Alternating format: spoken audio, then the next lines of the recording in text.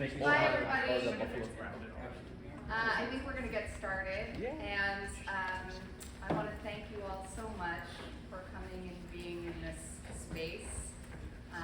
What a gift it is to sit together in one spot and talk about thinking about artistry and the creation of art. And we have some fabulous guest panelists here today, which I'm going to introduce shortly. But if you don't know who I am, I'm Dr. Liz Cohen. I am an assistant professor here at the School of Theater and Dance at the University of Houston, and I oversee the master's program in theater studies, in addition to teaching some wonderful, smart undergraduate students. And I'm here moderating with a wonderfully smart master's student in theater studies, Miranda Keating, and we are going to introduce our wonderfully smart panelists.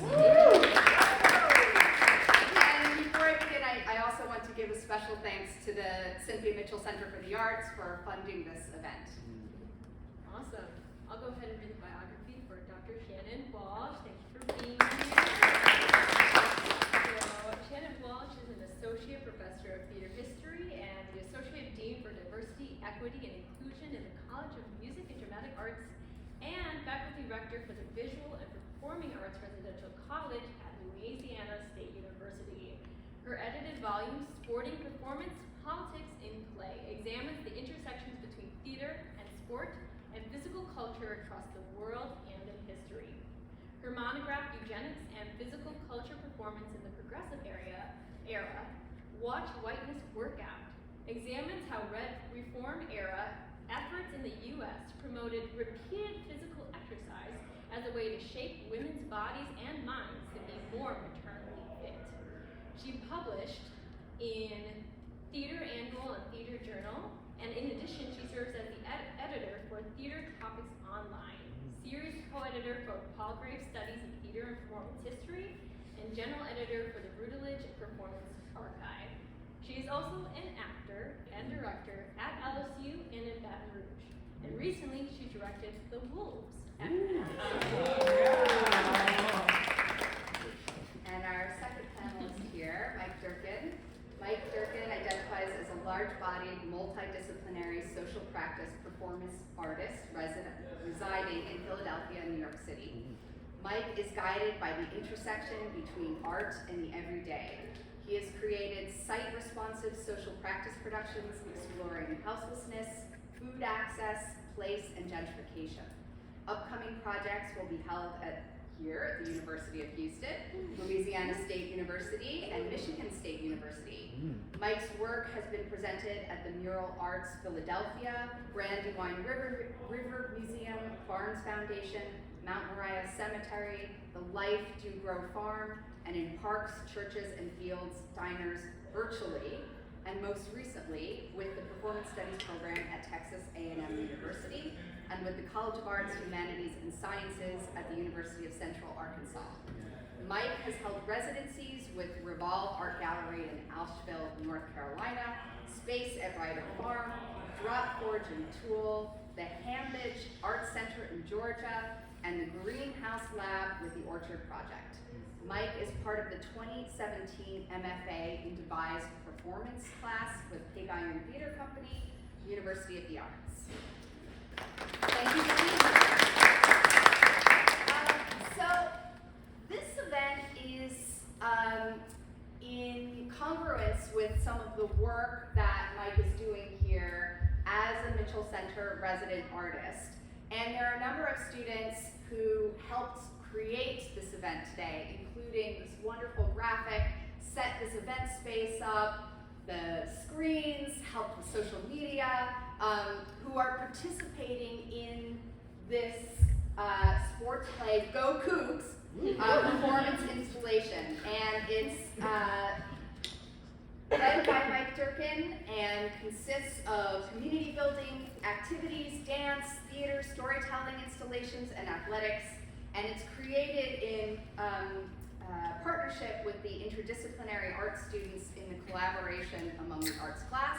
And as I mentioned before, students in the drama workshop, dramaturgy as collaborative practice class.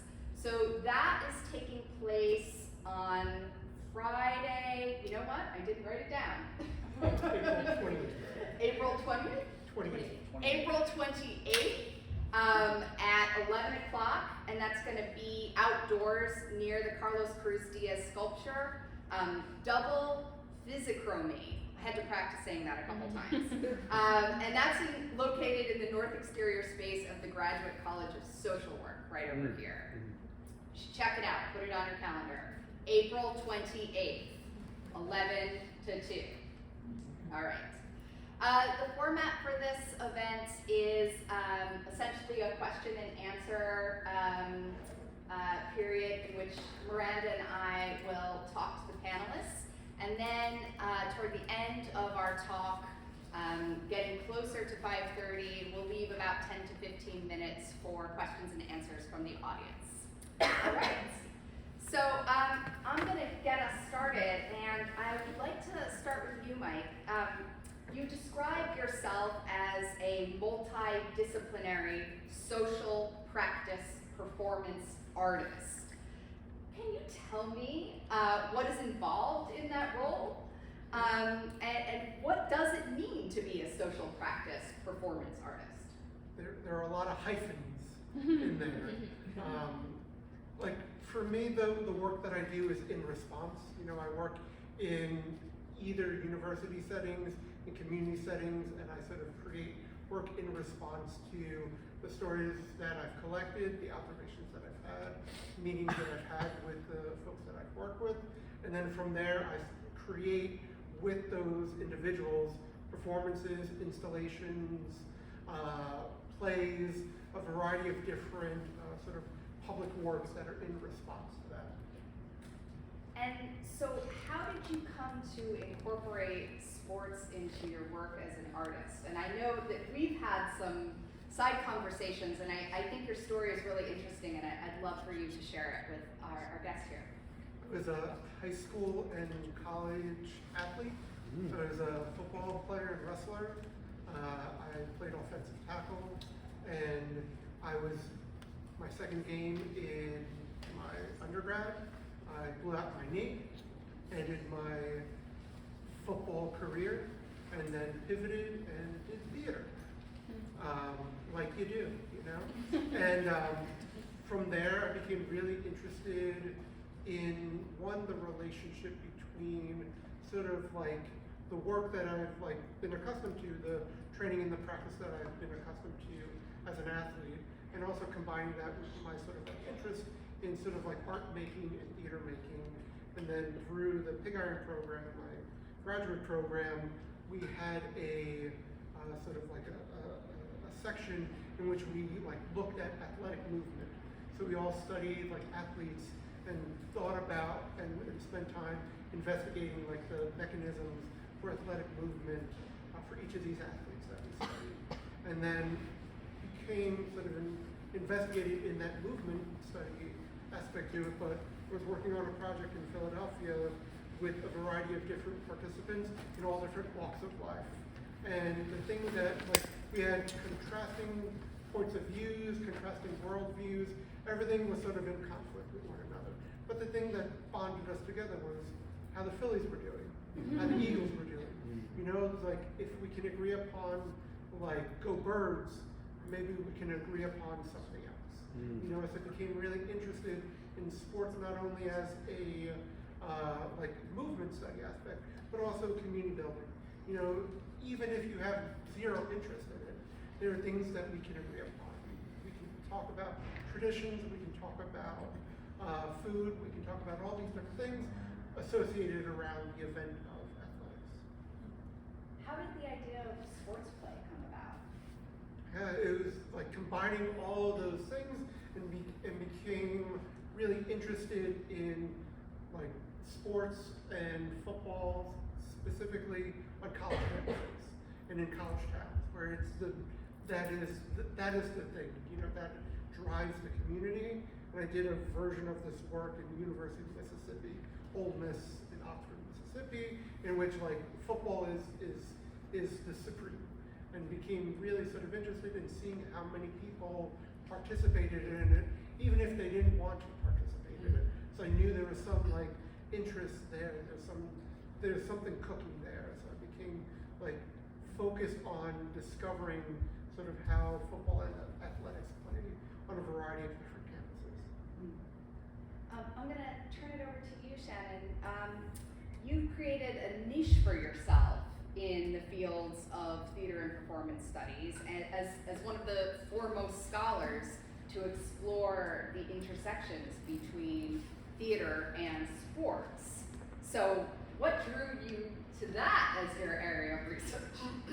So I think part of it is that I love and hate sports and physical activity, both of those things, right? Like I was a theater kid, like all through high school, and I wanted to be a volleyball player really bad, and when I tried out I was like, awesome, I'm gonna do this my freshman year, and I just remember running bleachers, and on like day 4 of like the 2-a-days, right, that you do, and then I was like, this is baloney, I'm gonna audition for a play. So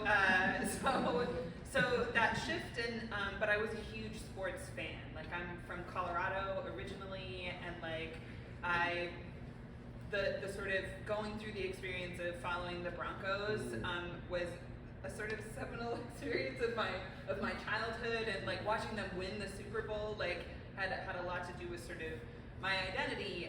And then when I got to graduate school, when I was at MA at FSU, I was getting frustrated because I'm watching sports and I'm watching football games, and I'm realizing that I am having to do the work to read against the sort of masculinist stuff that's coming at me, and the kind of like, I would get into this a lot if you didn't dress your like women sports reporters in taffeta and pastels. Like, so my master's thesis was about sort of the male gaze in sort of sports, and the way in which it kind of sidelines and objectifies women, which is interesting considering all of the sort of stuff in the news right now about LSU's women's basketball team. And then I went to the University of Minnesota. I was going to write about fan culture.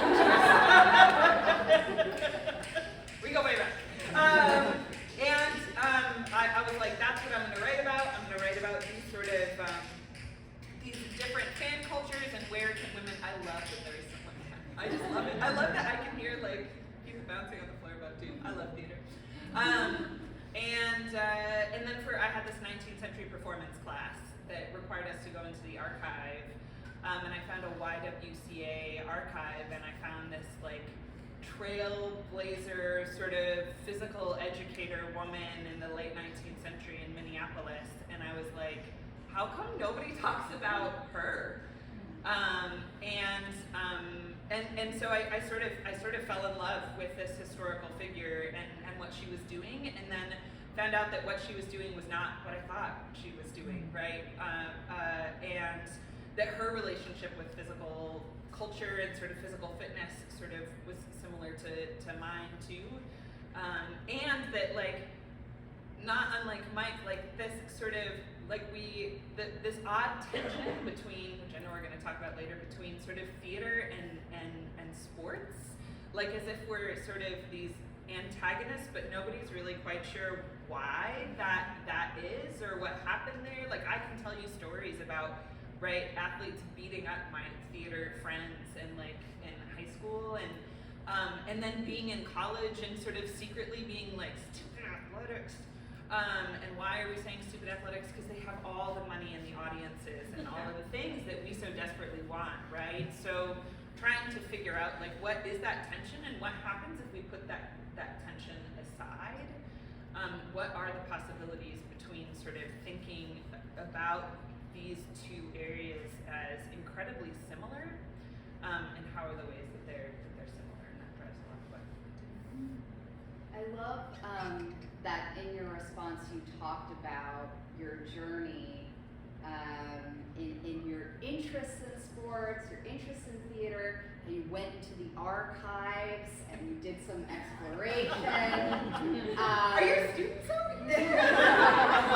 and then to also learn about your journey as a scholar, like the movement into a master's program, thinking about the male gaze in terms of athletics, and then how that supported your growth as you went to do a PhD, and now you're accomplished and published, and you get to be an authority and invited over to talk about these things. Which is still so weird just to say.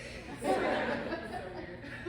So I thank And you. awesome. I thank you for that because it's exciting to hear about people's journeys and how their research curiosities can drive the development of knowledge.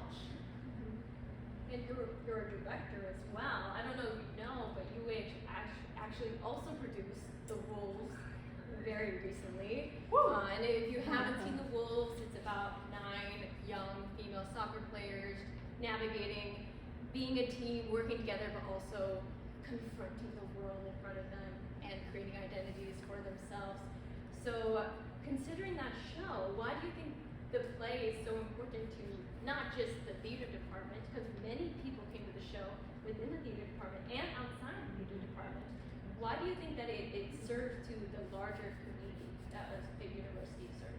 So I think that there are lots of sports plays. If you are interested in sports and theater, there's this anthology called Sports Plays. It is really fabulous. It's edited by Broderick Chow and Arrow Lane. And they talk about all these different sports plays. Sports is a regular sort of metaphor. Theater loves it, right? Sports loves performance as a metaphor. We borrow from each other all the time. As sports plays go, there is something special about The Wolves that rings as authentic to both theater people and athletes. So when we brought in the women's soccer team to watch one of our rehearsals, all they did was gasp. Like they just sat on, like in the audience and they were like, and I was like, what is going on? And they were like, we have those conversations all the time, right? And then I talk about, in the way that I talk about the Wolves, so we did, the way that we sort of rehearsed for that is that I would have them, so part of the way that the play is staged is that they go through the same sort of physical warm-up as the action of the play or the non-action of the play is progressing. And so in order to get, I had 2 former soccer players that were in my cast, but like the soccer team trained them. We had a training day where they all learned how to do that, but in order to get it into their bodies, I had them do the warm-up that they do during the play as their sort of warm-up. And what we noticed is that we started watching the play during warm-ups every night, and the cast wasn't even paying attention. So all of a sudden, they're doing these warm-ups, and their conversations aren't necessarily about the Khmer Rouge, but they're about the Ukraine. Or they're talking about sort of this weird foot fungus that one of them had, right? Like that conversation was so natural, and that flow of conversation was so natural that like it connected with our artists and it connected with the athletes. And so in terms of on college campuses, I think that play is a beautiful opportunity for that kind of collaboration. If you bring athletes into that space, whether they're soccer players or football players, they're like, that is my space. That feels authentic to me. In the same way that theater students were like, this is what we do in rehearsal, right? This is how we bond. The other thing about that play that I think is potentially another kind of connection is that is where y'all live. And like the way in which it showcases the sort of lived experience of this particular generation of students, and that kind of gap between sort of with professors or parents. I had lots of parents who were like, I know so much more about my kid coming to see this show because you're watching those sort of interactions in a not kind of supervised space in a way that I think is really beautiful and authentic. And I think it goes beyond what the playwright, what Sarah DeLapp actually intended it to be, because she thought it was going to be a critique. She really thought that this was going to be a sort of critique of like the Western whiteness and like the thing that drove her to write that play versus what that play actually ends up being are two really different things. And it is really adaptable to whatever environment you have. So we had several cast members who were non-binary. And so the flexibility that they had to make character choices based on their sort of authentic selves. So we sort of tried to take out, there's not a whole lot of gendered language in that play. So thinking about women's sports in high school is a place for gender exploration that is non-normative was one of the central sort of cores of our production that came through, in part because of who we cast. That was really cool. Thank you for that. I'm gonna turn the conversation a bit, and I'm gonna make a bold statement. Well, maybe it's not that bold. So I say that sports are a kind of performance, and I think that theater scholars and artists could learn a lot from athletics. Do you agree with my statement? Yes. You know, there's a lot of like shared DNA between athletics and performance. And sort of thinking of like, I did like a workshop a number of years ago, like in sort of like quarantine time, in which we looked at specifically football through the lens of like characters, like a characteristic. Thinking of like the quarterback as like the hero's journey, sort of like thinking of like, and then each of the players had their own sort of archetype attached to it. And we thought about when we looked at from the characteristics of these players, you know, like the really sort of like fast-paced sort of wide receiver who's like shifting all around, you know, and thinking about all those qualities, sort of thinking about, and again, character study, thinking of how these from like, and this was like a workshop with folks that had zero experience in anything related to sports. So it was like done from this like literary, sort of like these principles that sort of are foundational that we find in plays. You know, sort of thinking about sort of the trajectory of a play, like beginning, middle, and end in the same capacity as you do an athletic event. You know, thinking of the same sort of trying to find relationship between those two forms. It's like really exciting to sort of play around and diving deep into like backstory and like character study for each of the players, you know, and sort of like thinking about like the given circumstances, all stuff we're doing in sort of like script analysis and play analysis, but done on a sort of like a football field. You know, it's just really like interesting to find those relationships. You know? So using the vocabulary that we apply to analyzing storytelling or dramatic events and applying it to a sports setting, essentially. Yeah. And then like, in the same token, thinking about sort of like, I'm very interested in movement, you know, like poetic movement, thinking of the athlete as poet, thinking of like looking at the maneuvers, looking at all the different sort of gestures that's happening, and what happens if we continue to expand it. Like I did a workshop with dancers at A&M last spring, in which we looked at like football conditioning videos, and we had to like do like a 50-second sort of like frame of like jumping through like these like little like barriers, you know, and I had the dancers like replicate like to master that movement, and through the mastery it unlocked other things, you know, like it unlocked sort of conversations around discipline, conversations around like the rigorous nature, but we started to like expound past these movements to create our own movement choreography. So So it became interesting to sort of like explore athletic movement as the starting place and develop this sort of like more poetic stuff. Yes, I agree. And when I was thinking about this, I was thinking about the is-as dyad that happens in performance studies a lot of times, right? So in performance studies, you can look at something as a performance, right? Which means that you're taking sort of performance frameworks and applying it to something that doesn't necessarily look like a performance, as opposed to something, or in sort of maybe parallel, something that is performance. And when I started this, I would talk about sports as a performance, as if it were a performance, because people would freak out when I would say, yeah, sports is like a performance. They're like, no, because we're not fake, right? And so for a long time I was like, no, like what I'm arguing for is to view sports as if it were a performance, right? And then I have to say that in the now like more than decade that I've been working, it is a performance. Like the sort of structures of the way that we live between artists and athletes are incredibly similar. And one of the ways, I'll tell you one of my favorite stories. So when I started at the University of Minnesota, my first class ever teaching as a PhD, all of the students as they're walking out, they're like, do you know who was in this class?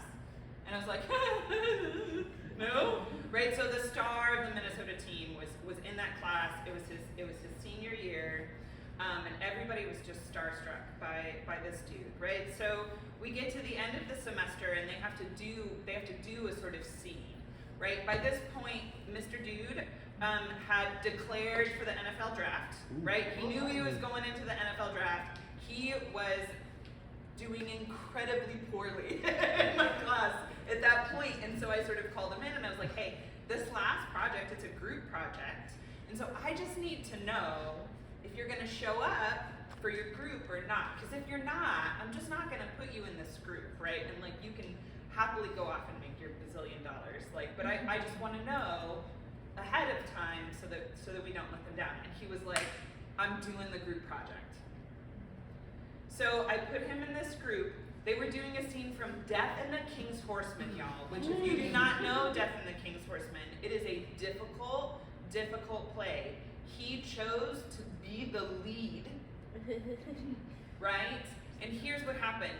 So there were individual pieces of that project, and then there was the thing that was the group grade. He did none of the individual pieces of that, but he showed up for every rehearsal. He knew all of his lines on time, and he was there for the performance, right? Which right then I was like, we have shared DNA, right? Like he got that at the end of the day, this is about teamwork, and you show up for your team. And so those structures, along with things like coaches and directors, the way that athletes are like actors, the sort of shared ways in which the structures that we work on stage, the way that they work on fields, the fact that student artists also spend their evenings doing what they're actually here to do, in the same way that student athletes spend their evenings actually doing what they came here to do, and the fact that then neither student artists nor student athletes have time to sort of engage in the way that colleges and universities expect them to engage. So I think especially on university campuses, sports and the performing arts have structures that they can learn more from one another, and they're also expected to sort of have community outreach in a way that other departments are not. Right? We engage with the outside community in ways that and we're often put on the outskirts of campuses because we do that. And we bring in audiences, and so the expectations of what we do are really similar too, but we're never put in a room together because of course we're assumed to be opposites instead of parallels. Yeah. Well, we're talking about the intersections of theater and sports and the benefits of both. Why, I mean, to take us back to a prior point that you talked about, why do you think that the arts and sports are often pitted against each other? I mean, as I was a student athlete for many, many years, my parents are both jocks, right? in this sense, I always felt weird about being involved in two communities that were like, oh, theater and actors, they're so weird. And then the sports community would be like, or the theater community would be like, we hate sports. You know, they have all the money, they have all the audiences and the resources. Why is that? We think about expectation. You know, we think about like as in sports, there's an expectation of like, we're gonna do the thing and we're just gonna do the thing. You know, there's no sort of like, there's no gray area. You know, it's pretty binary. You know, whereas sort of in the arts, we see stuff that's all up to interpretation. You know, there's no sort of like clear answer to something.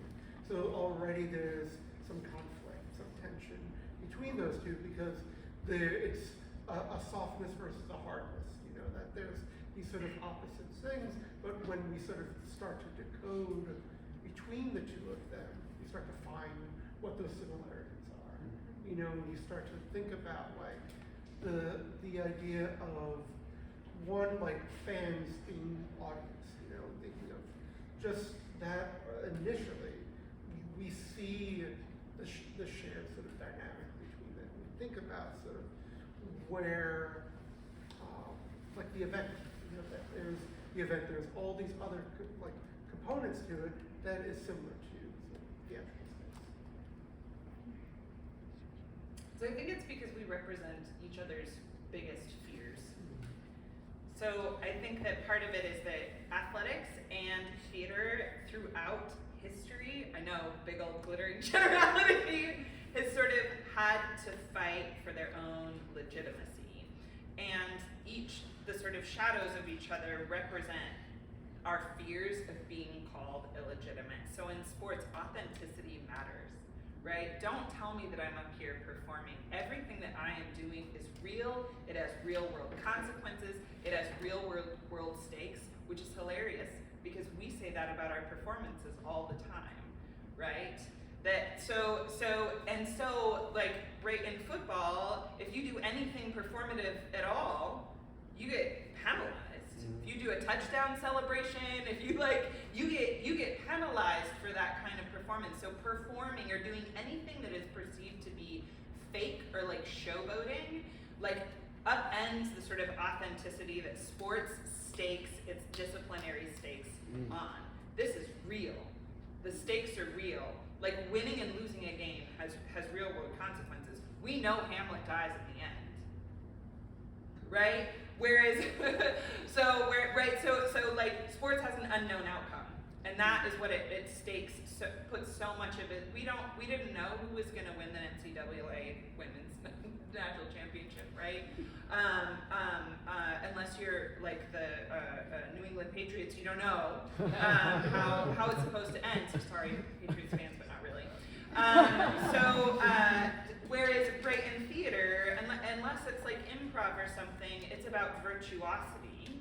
But there's also this fear of, I think that theater has worked so hard to put itself in institutions like this, that the associations with something that is considered embodied and not intellectual freak theater people out because theater had to work really hard to get into this space, but athletics did too, y'all. Like physical education getting into colleges and theater getting into colleges kind of happened at the same time. And sports getting into colleges, that's a whole other thing. So I think that part of that tension is that we're afraid of what that other piece sort of represents, and one of the things that we try to sort of hide about what it is that we do. I'm going to see one of your questions.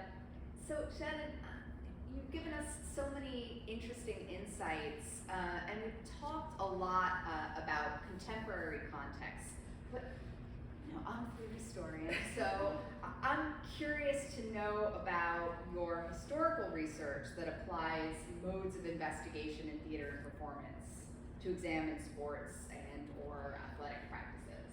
Can you talk a little bit about your research? Yeah, sure. So I think, so a lot of my research initially, I have to say, so when I was first trying to say that I wanted sports to be my areas of research, all of the places and people that I talked to were like, good luck.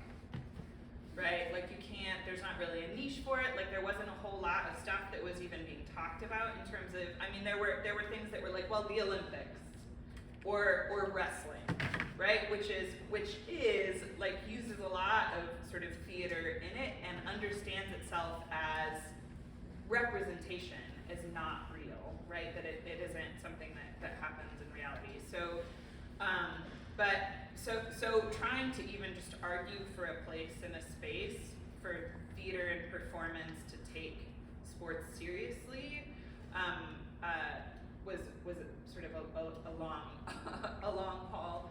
But I think that another thing, and why I think sports and theater goes really well in terms of historical research is that part of what we do when we go to archives, when we look at history as theater and performance people, is what we're looking for is traces of body movement. We're looking for things that aren't necessarily readily capturable in text. And so I talk to my grad students all the time about the difficulty of being a performance and theater scholar is actually reading for the silences, is sort of reading for like, where are the gaps, or like reading reviews to try and just get a snippet of somebody describing what somebody did with their bodies in that space.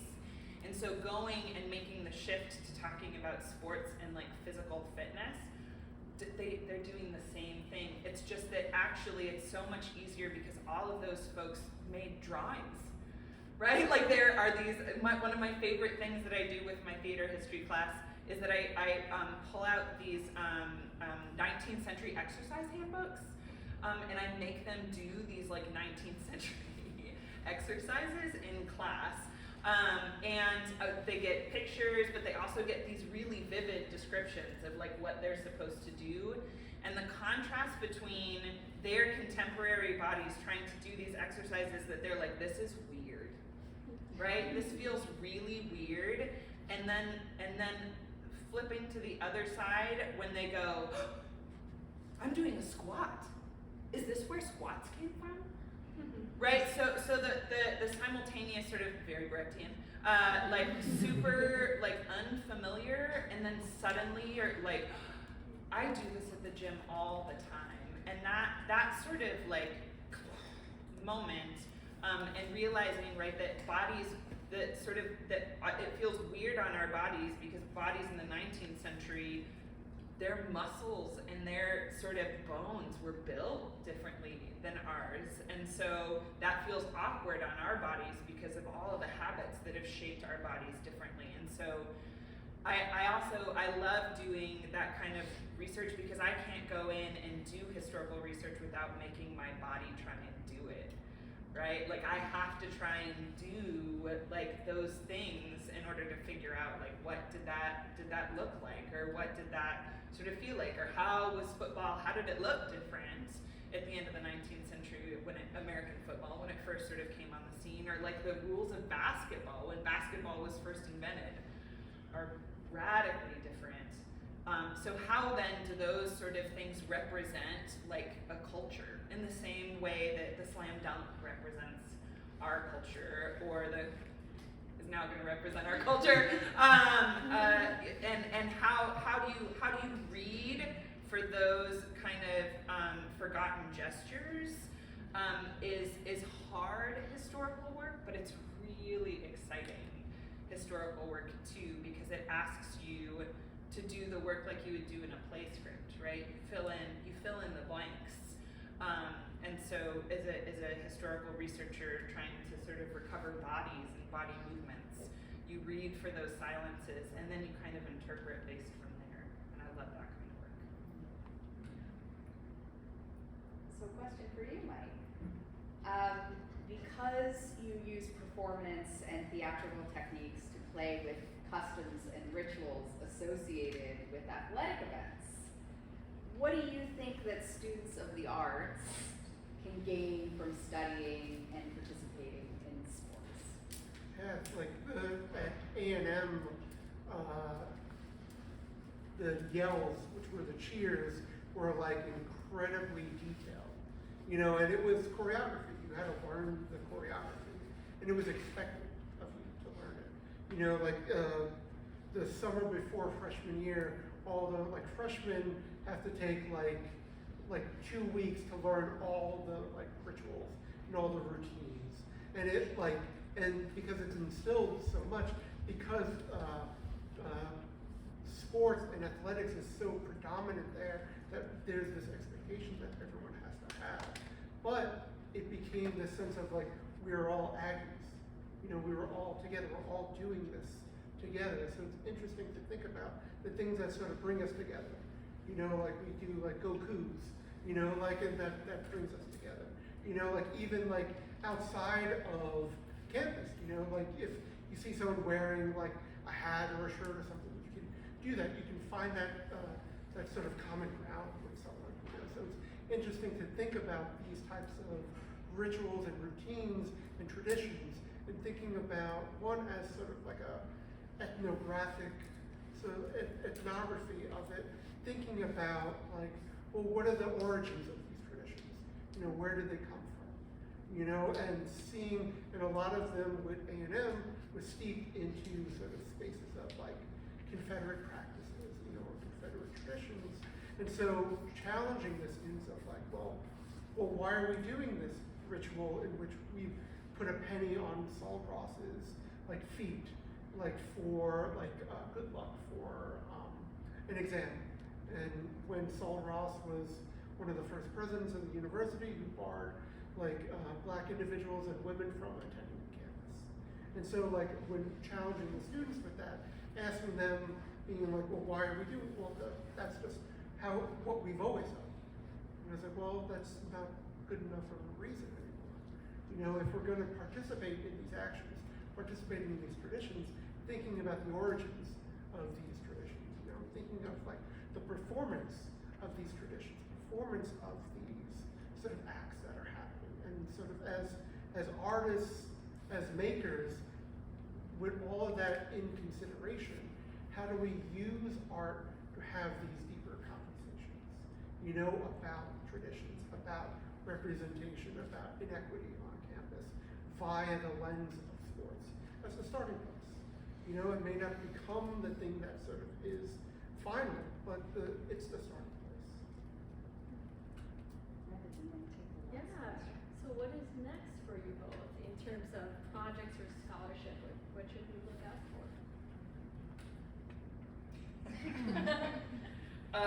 Yeah, I'm interested in sort of how the collective creation of theater and athletics can provide templates for getting along across goals, across difference. Like, as you were talking, I was thinking about, I remember so vividly when the Broncos finally did win a Super Bowl. I was in college, and I remember opening the door to go outside, and you could hear the whole state, like in the night air. And I just remember being like, I'm never gonna experience this, like a collective cheer. And trying to think of the number of things that bring people together to express that kind of like collectivity in one moment, and then of course it breaks down, and like then people go downtown and like break things apart and are dumb, but like trying to sort of think about, and I'm using a lot of sort of Judith Butler's most recent work on thinking about performative assembly. Which is they're looking at kind of protests and how the collectivity of protests actually asks people to put aside their differences in order to come together along just one thing that they hold in common. And they're trying to think about it in terms of like, how can we use that as a global template to figure out how to sort of focus on climate change and major issues that might be, you know, the downfall of humanity.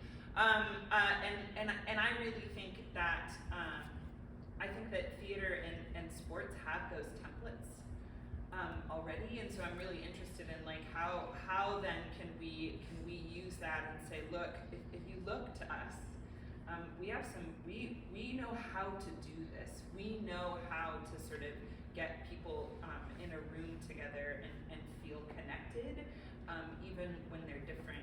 And not in a sort of like celebratory, like kumbaya thing, but to also sort of be able to look at those messy parts, which I also think sports and theater does really well, right? We all get that we can make a play together, and we don't all have to be friends, and we can still function. And I think that those sort of structures have possibilities.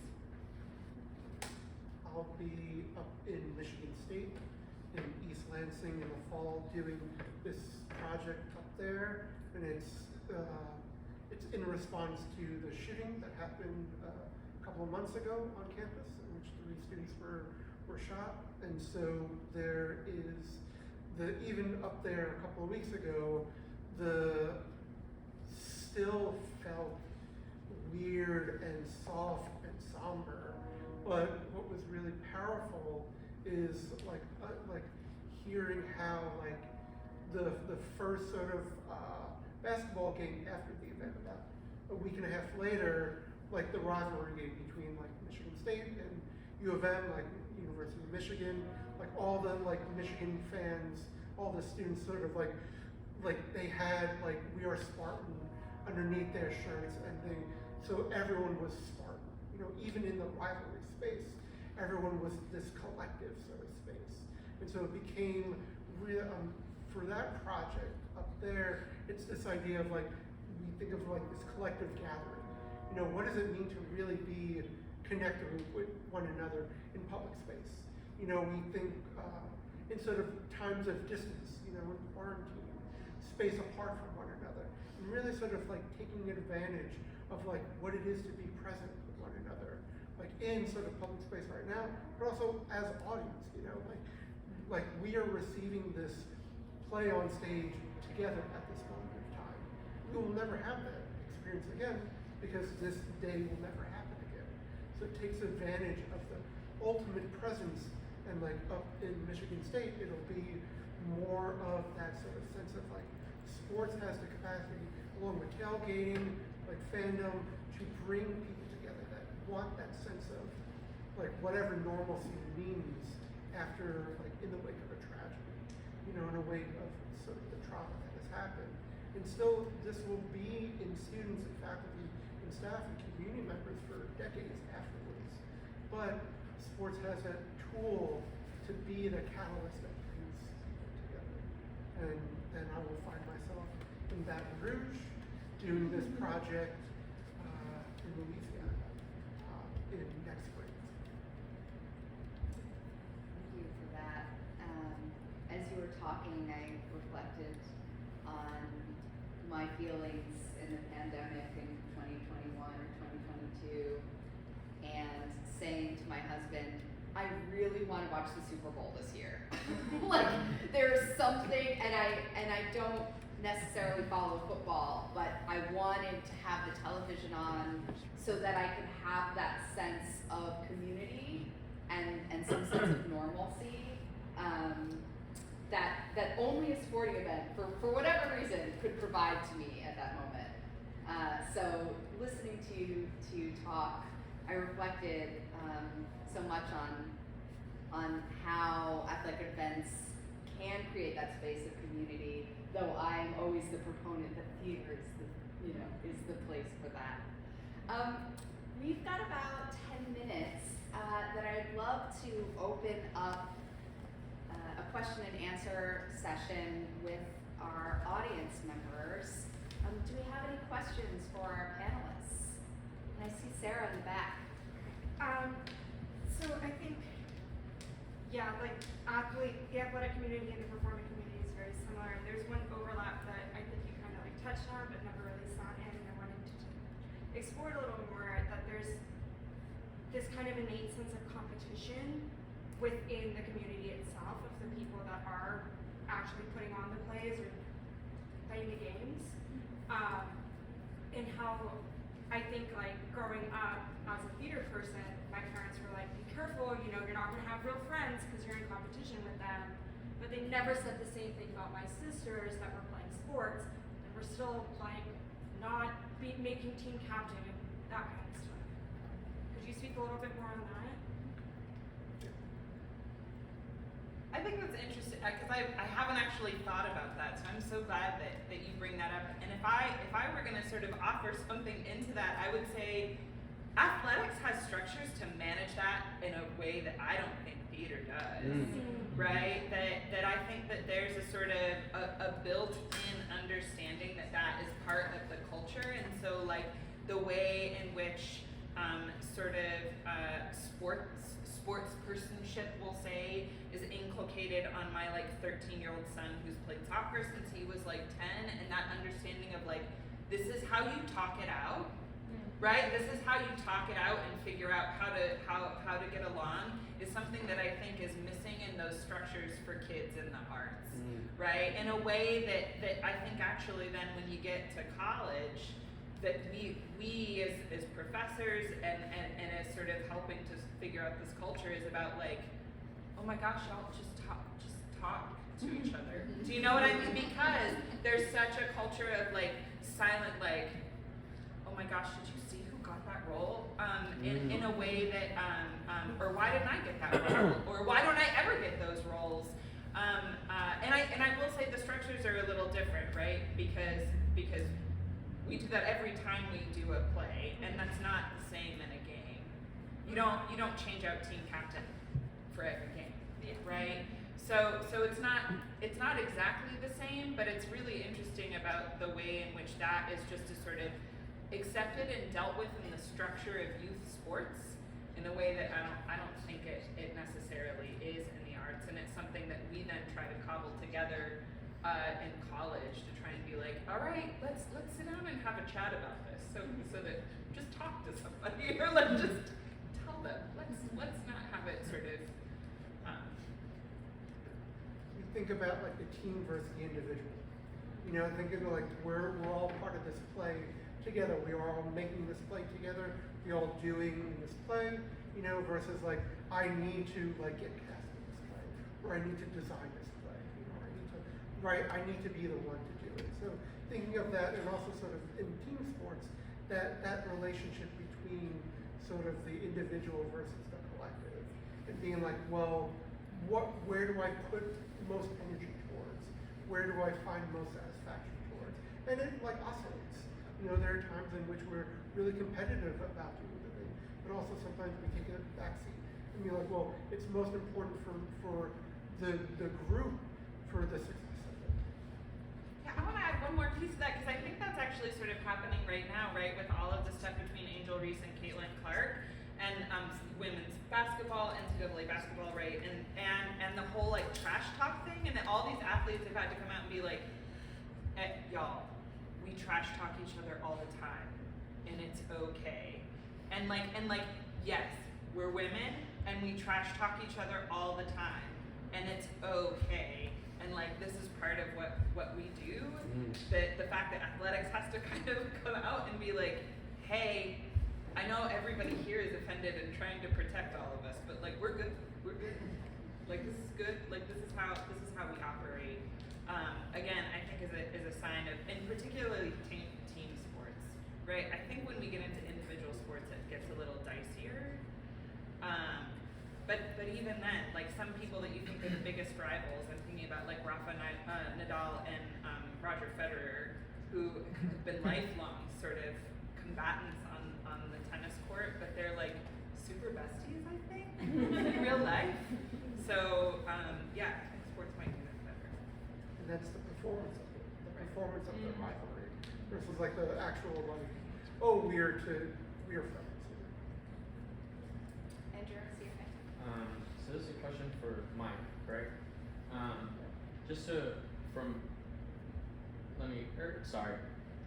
Did you play, you said you played football in high school, correct? Were you part of any productions, like as an actor? It was, yeah. I did like the musicals in the spring. Yeah, I do the spring musical in addition to like the conditioning that I would do Okay. after. So, I guess my question is, because I did play sports throughout middle school and high school, but I was also very much a part of the theater programs.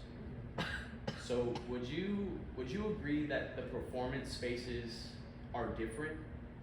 From my own personal experience, I remember when I was playing sports, I wasn't so much focused on the audience as more as what was going on the field and my team and my coach. As in theater, I'm performing for people because they came to watch me, or they, you know, whatever, us, whoever that may be.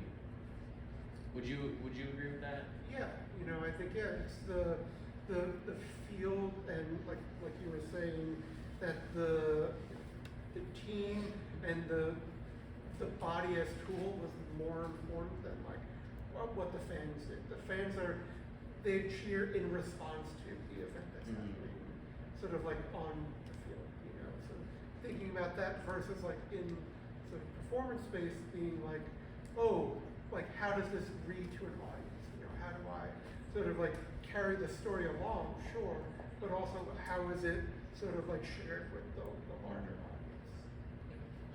And I wanted to add to that too. I think the pandemic also sort of, I think sports had a kind of thing about it that like, look, the game is gonna happen whether the fans are there or not, right? Like we're still gonna do our job, and they're just here. And I think the pandemic actually sort of ripped the sort of facade off of that, right? Because what we saw was sports is not the same when the audience is not there. Yeah. Right? Players do not play the same way when an audience isn't there. Whereas, like, I think when theater went into the pandemic, we all just went, well, we can't do this. You know? It was like, we don't have, like, a live audience. We'll try this Zoom streaming thing, but that doesn't feel right either. But I think and that's why I think the two sort of maneuvers into the pandemic differed. I think that's why sports was like, no problem. We can do this without an audience. We'll just create the NBA bubble and it'll be fine, and we'll still have the games, and we'll still get all the money that we need and all of that. And then people tried to watch it and were like, nope. And the athletes were like, nope. We'll still do it, but it doesn't feel the same. So I think that part of it is about that sports tries to sort of act as if the audience doesn't matter. Whereas I think sometimes theater overprivileges the audience to a certain extent. So it's an interesting point too. Thank you. I think we have time for one more question. Dr. Shaka? There's nobody else. Yeah. So, Shannon, because There's a question behind you. Oh, was there? But she'll come after. Oh, you. no. We're gonna Take him. No, we're going to dinner later. I'll ask her at dinner. Well, I just thought this talk was really interesting, and it felt kind of familiar just because, like, the community aspect of both these communities is, like, the huge driving force that we all appreciate. And I really just want to, since, like, it's important that we kind of bridge these gaps, I'm wondering how y'all think, like, through your research and through your viewpoints, that we, like the big we as society and we as the small we as like theater studies students, can help bridge that gap.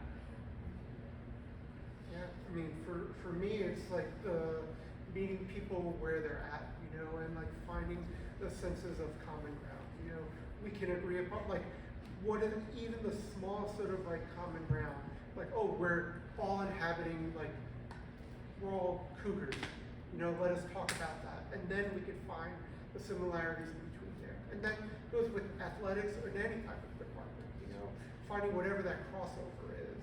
And I'm sort of very interested in collaboration and shared sort of vocabulary and sort of like learning from one another from there, and just sort of like curiosity, you know, like asking questions of like individuals, but also as a larger thing is sort of like thinking of like the hierarchy of importance. You know, being like, oh, art is much lower than this because revenue, you know, this is like, the big business is the thing that's sort of like drawing money in, drawing people in, you know, that type of stuff. So that there's a lot of inequity there. So thinking of like, how do we find sort of a similar, maybe not equal, but sort of like sharing a little bit of that. Go and see everybody's stuff. You know, I think that like on one hand it's like, yes, please go see each other's work in theater, but sometimes that next step of like, like at LSU, everybody's been to a football game, right? But then I'm like, have you been to the soccer games? They're free, right? And if you go, like, you will find amazing things that happen there, right? And things that I think sometimes art students make assumptions about student athletes, and student athletes make assumptions about theater students that I'm like, if you go, you will actually find, like, our women's soccer team is incredibly politically active. So, like, all of the Black players on our team, underneath their jerseys, have "Stop Police Brutality," and when any one of them scores a goal, they rip off their jersey so that can be seen, right? And I tell my theater students that, and they're like, what? I'm like, yes!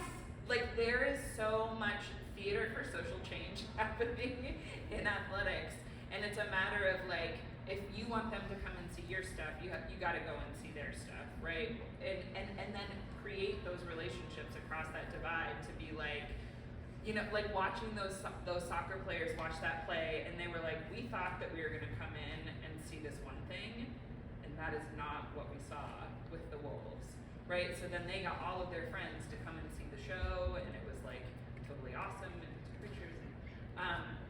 So I think that, you know, creating those bonds in ways that are about I'll come see your stuff if you come see my stuff, and creating those connections is like step one. That's a nice place to sit to end our talk today. Thank you so much to our panelists for being here.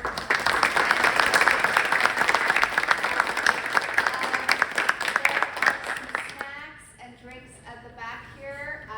We have about 25 minutes or so to mix and mingle if we'd like.